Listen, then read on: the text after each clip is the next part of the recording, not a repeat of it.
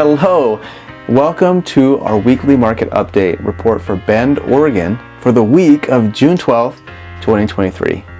Today we'll dive into the latest data and trends shaping the real estate market in this outdoorsy city. All right, let's get started. The Market Action Index in Bend provides insight into the rate of sales versus inventory, answering the question, how's the market? Well, currently the Market Action Index hovers around 41, indicating a cooling trend compared to last month's index of 43. Now, as we're still in the seller zone, prices have not adjusted yet. However, if the market continues to cool, we might expect prices to follow suit. So keep an eye on the index to gauge market conditions. Let's talk about absorption rate. Absorption rate is another valuable metric for understanding the market climate. It takes a look at the relationship between houses sold in a month and houses listed in a market. This yields an absorption rate, which can indicate market dynamics based on the current market activity, answering the question how long the market will be supplied with houses. Now, this number can indicate whether we are in a seller's or buyer's market. I use numbers for the Bend market trailing the past 4 weeks. And based on that, absorption is at 40%.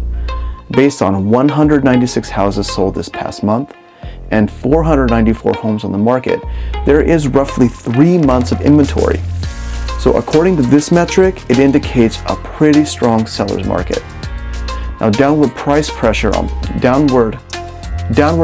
price, roughly 9.5%, has been mostly due to the changing financial market factors like rising interest rates and not a lack of demand in the area.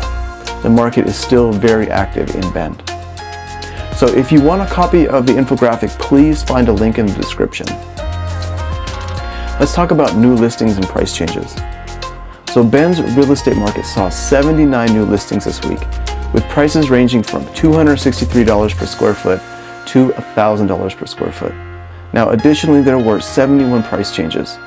And while prices have generally demonstrated an upward trend in recent weeks, there has been relatively little change compared to the previous week. 91 properties went pending and 55 closed. Inventory in Bend has been on the rise, indicating an increase in available options for buyers. It's essential to note that rising inventory alone does not necessarily signal a weakening market. To assess buyer interest, keep an eye on the Market Action Index and days on market trends.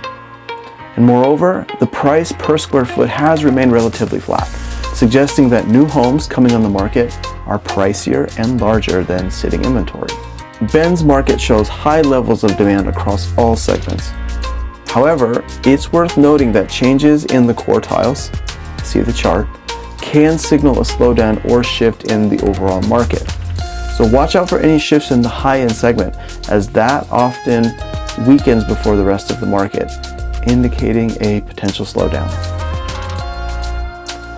Now, properties in Bend have been on the market for an average of 77 days, with approximately half of the listings coming onto the market in the past 37 days or so.